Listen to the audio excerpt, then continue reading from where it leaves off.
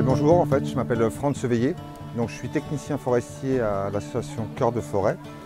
Donc on va déjà placer le contexte de l'association. Donc l'association elle est représentée au niveau international dans différents pays, que ce soit le Pérou, l'Indonésie, Madagascar, mais aussi en France. Et la base reste la même, où qu'on soit. C'est-à-dire en fait les grands mots d'ordre, c'est mobiliser, donc répondre à des projets qui tournent autour de la forêt, accompagner, donc connaître sa forêt, et puis après valoriser. Alors on est à Cœur de Forêt, donc là pour la France on va valoriser plus le bois, on pense plus au bois, mais ça peut être bien autre chose, ça peut être, on va prendre des plantes, ça peut être les champignons, ça peut être les fruits, voilà, c'est la forêt de manière générale.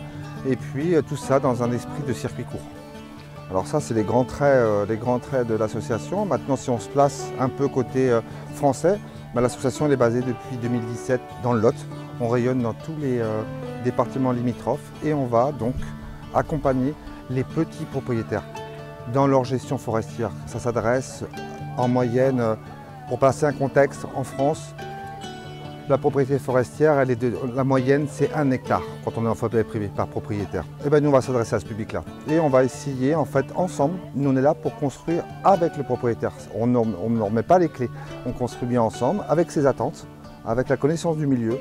Eh bien en fait on va construire un projet autour de la forêt dans une gestion durable.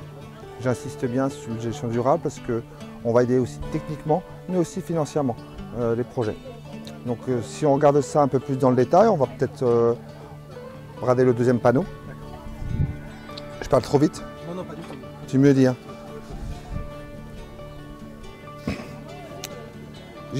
Bon, moi ça fait maintenant 2 ans que je suis venu compléter l'équipe de Cœur de Forêt en France. On est 4.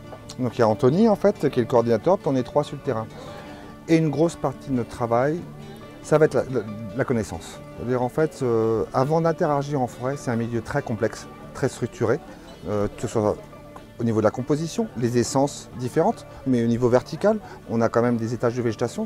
On peut s'apparenter à des milieux comme le milieu marin, hein, différentes couches. Et bien la forêt c'est pareil. Ça c'est important de comprendre comment fonctionne sa forêt avant de commencer à mettre des actions. Et comme en fait je suis là en fait pour se projeter. On connaît sa forêt, il y a les attentes. Après, on va choisir. Donc choisir, c'est qu'est-ce que je veux, qu'est-ce que je m'imagine dans 100 ans. C'est incroyable la forêt. Vous avez l'opportunité, les propriétaires ont l'opportunité de se projeter à 100 ans. Et puis derrière, on va décliner ça sur une dizaine d'années. Alors, c'est varié. Hein, donc en fait, c'est varié. C'est-à-dire que sur un projet, mettons qu'on veut le planter une haie ou qu'on planter un petit terre agricole pour faire de la forêt. Bon, on va étudier le sol et puis on va regarder en fonction du sol quelles sont les espèces qui sont le mieux adaptées. Et dans une plantation, nous, il y a au moins 5, 6, voire 7, voire 10 essences différentes. Celles qui vont former l'ossature de peuplement, ça peut être le chêne, mais après celles qui vont accompagner, ça peut être un cormier, ça peut être un alisier. Celles qui vont être en dessous, ça peut être le charme, le noisetier, jusqu'aux petits arbrisseaux. On reconstitue, voilà, on est très vigilant sur la constitution de l'écosystème. Et puis après, on agit aussi dans des forêts qui sont déjà constituées. Qu'est-ce que je dois faire? Voilà, je ne sais pas, je découvre mon milieu, ben voilà. C'est toute cette phase-là de connaissance pour mieux choisir. Et en fait, on a une attention particulière, c'est que vous comprenez bien qu'on est en forêt sur des échelles qui dépassent le temps de l'homme. Donc on va prendre beaucoup de temps pour définir les objectifs. Parce que 100 ans, c'est pas évident de se projeter. Et puis, Cœur de Forêt n'est pas là, c'est pas une structure pour, comment dire, être là éternellement. Nous, on met en lien. Nous, en fait, l'association, elle va te mettre en lien. Et on aide là où il y a un manque. C'est-à-dire, en fait, quand on fait une connaissance de la forêt, il y a un technicien forestier qui va passer. J'ai les compétences. Le but, c'est en fait de faire intervenir des techniciens forestiers indépendants, des écologues, des paysagistes. Et ça, là-dessus, en fait, pour aider dans cette phase de connaissance, c'est là. C'est le portail de propriété. Alors, le portail de propriété, ça veut dire que Cœur de Forêt, pour une petite parcelle de 4-5 hectares, sa forêt, quoi, ou moins, on va faire intervenir quelqu'un qu'on va prendre à 100% en charge, c'est nous qui allons payer pour qu'un technicien indépendant vienne faire l'inventaire. Donc on va étudier tout, le sol, la desserte, les essences forestières, la biodiversité, les plantes, le risque incendie, les statuts de protection, les statuts réglementaires. C'est un instant T, une vue de la forêt, un constat. Et donc ça aide Ça aide. Le portail de propriété aide ensuite, voilà, avec des prestations ciblées. Ça veut dire que d'ailleurs, en fait, quand j'ai la connaissance, ben, je peux me projeter. Et Cœur de Forêt va continuer. Alors suivant le projet, forcément, nous, on est dans une gestion durable, c'est-à-dire on se pose la question si les arbres sont en place et sont adaptés, on ne va pas les couper exprès. On se pose la question pourquoi on coupe un arbre, pourquoi on ne passe pas par la coupe rase. Si on est obligé de faire une coupe rase parce qu'il y a un problème sanitaire, on le fait. Mais si on peut éviter, on va plutôt garder l'ambiance. Ça, c'est très important. Et donc, en fait, dans cet esprit-là, ben, on va encore continuer à accompagner. C'est-à-dire qu'on va pouvoir donner des aides jusqu'à 50% pour qu'un technicien vienne marqué par des jeux d'éclaircies, comme on éclaircit les carottes quand on sème. Eh bien nous on fait la même chose en forêt, on enlève des petits, des gros, des moyens. C'est un technicien, c'est un vrai job, il ne faut pas en enlever trop, sinon on déstructure l'écosystème forestier. Et donc, et puis derrière, en fait, ces bois-là, ben, on essaye, tant bien que mal, de passer en circuit court. Alors ça peut être l'autoconsommation, mais ça peut être un projet personnel pour construire sa maison, ça peut être une scierie locale, là c'est le cas sur Sarlat où il y a une scierie associative et puis les bois vont arriver là d'une gestion durable pour être distribués. On travaille d'un bout à l'autre. Et en fait, on aura fini notre travail quand en fait, la personne qui sera un petit propriétaire téléphonera et en fait, elle aura presque un numéro vert où, voilà, suivant ses attentes, elle pourra avoir les bons conseils. On se place vraiment au-dessus. Je veux dire, si on replace le contexte de l'association Cœur de Forêt, on est dans l'écosystème forestier. C'est-à-dire, en fait, en France, en fait, si vous voulez faire de la production, c'est la Chambre d'agriculture, le CRPF, l'ONF. Si vous voulez faire de l'environnement, c'est le conservatoire. Si vous voulez faire du social, c'est peut-être des associations. Nous, on veut que ça soit beaucoup plus haut parce que la forêt, elle répond à tout ça. Elle peut le répondre aujourd'hui à une question de climat, mais demain, en fait, notre génération future pourra dire bah, c'est pour construire ma maison.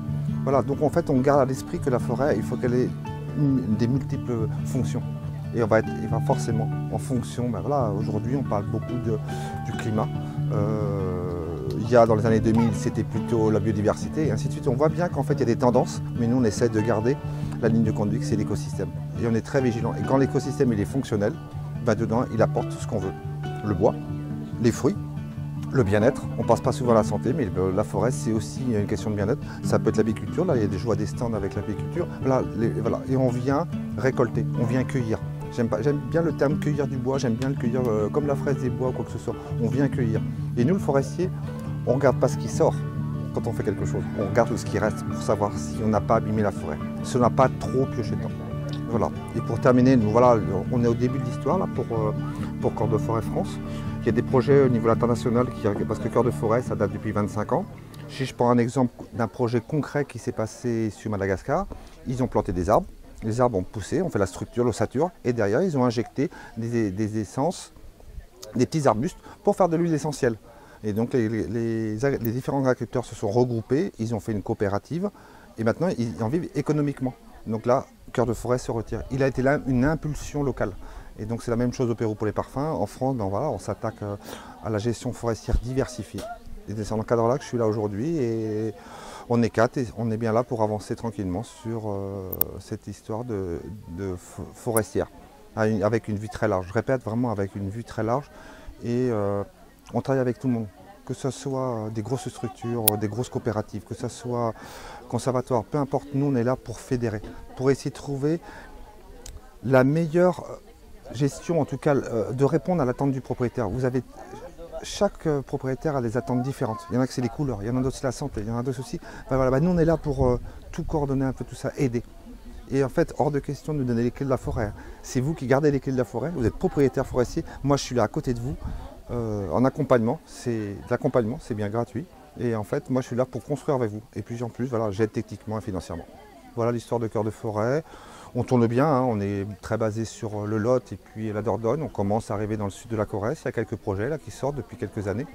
On est mal implanté, mais ça se veut dans la continuité, quoi.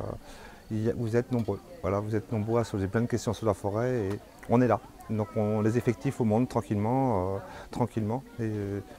Et on est financé, donc l'association, pour être aussi très clair, on est financé par des petits mécènes et de la fondation. Et donc ces mécènes et ces petites fondations font un effort de leur côté au niveau de l'environnement.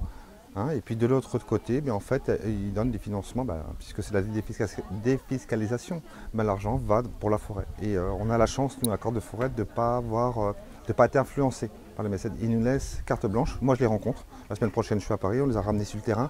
Ce lien parce qu'on est persuadé que ça vient en fait de la base, quoi. Qu'il y a une incompréhension entre le haut et le bas, et que nous on mise beaucoup par le bas, sans pour autant oublier les grandes instances. On est aussi avec le département, on est aussi avec les grandes structures, mais nous ce qui nous intéresse, c'est le projet de chacun.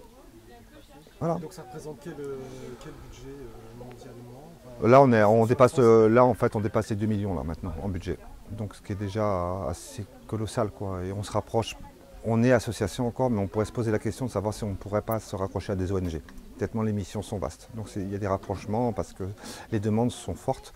Et puis on a énormément de points communs avec d'autres structures, surtout sur les projets internationaux. Et ça arrive à démarrer sans un bougrin d'humour, enfin, je veux dire, sans un petit pôle, sans vraiment une star qui a lancé le truc. Ouais, parce que en fait, c'est parce que voilà, moi j'ai 35 ans, de foresterie, j'ai fait mes études en Corrèze. Moi je suis un pur jus de l'école forestière de Mémac, j'ai passé 7 ans là-bas. Après j'ai eu une carrière comme forestier dans le centre de la France, depuis la Franche-Comté, le Nord, des missions environnementales dans des structures publiques ou privées.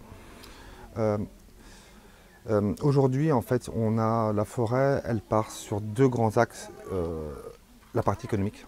On ne voit la forêt que, en fait, et on peut même se poser la question, est-ce qu'on est encore en forêt quand on produit des arbres en 35 ans dans les Landes? C'est une question. Je n'ai pas dit que c'était une forêt, c'est composé d'arbres. Maintenant, c'est comment je gère cet arbre-là. Mais on peut se poser la question. Donc, en fait, c'est bien une filière économique. Et puis de l'autre côté, des gens qui sont très réfractaires en disant moi je ne couperai pas un arbre chez moi. Et ce contexte-là, il est de plus en plus flagrant. Et l'association, elle est là pour accompagner. On aide à écouter. On passe énormément à écouter. Et c'est ça qu'on a trouvé notre place. Et on n'a pas eu besoin de faire beaucoup d'efforts. Le contexte fait qu'on a une énorme attente. Les gens, en fait, et j'en suis persuadé aujourd'hui, autant il y a 50 ans d'arrière, on vivait à la campagne. Là, on peut t'amener à vivre à la campagne, travailler 40 ans de sa vie en ville, à Bordeaux, Toulouse, Paris, et puis de revenir dans le Lot. Et puis se retrouver avec une parcelle de 2-3 hectares, avec la maison de la famille. Oui, mais on n'a pas forcément les bas, la connaissance. Eh bien voilà, on nous appelle, c'est beaucoup ce public-là. On fait un petit peu, un petit peu de stand, un petit peu de salon. On fait un peu de collège, on cible, parce qu'on est quand même peu nombreux, là on est 4, on va probablement monter à 4, 5, 6 là, en début d'année, on va embaucher. Là. Mais on peut faire aussi des animations, moi je fais des animations au collège de Pressac, sur un programme pédagogique depuis septembre jusqu'à juillet. Voilà, on travaille aussi la communication, voir comment est la forêt, c'est tout ça là, c'est tout ça. Et on sent bien que Cœur de Forêt, il s'est implanté parce qu'il y a une idée derrière. Il y a une idée d'une gestion durable, ça certes, et en plus nous on est dans l'action. C'est-à-dire qu'on non seulement on propose, mais en plus on fait. C'est-à-dire qu'on charge des bûcherons, on charge des bûcherons, des bardages à cheval, des ouvriers ETF, on cherche aussi des techniciens, tout ça, tous les gens qui gravitent et qui veulent gérer de façon durable la forêt, on est très preneurs parce que nous, voilà, on a les contacts des propriétaires. C'est ce qu'on disait, en fait, c'est au départ, on disait immobiliser, nous mobiliser, on l'a. Le public, on l'a maintenant et ça, le bouche à oreille fonctionne très bien, quoi. Maintenant, on cherche beaucoup d'acteurs parce que c'est bien beau.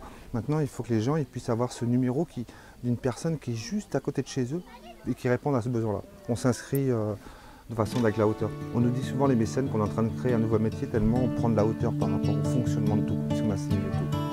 Ça va pas aller jusqu'à la forêt-jardin. On touche la forêt-jardin, on touche les haies, on touche la forêt, l'environnement, tout. La forêt globale.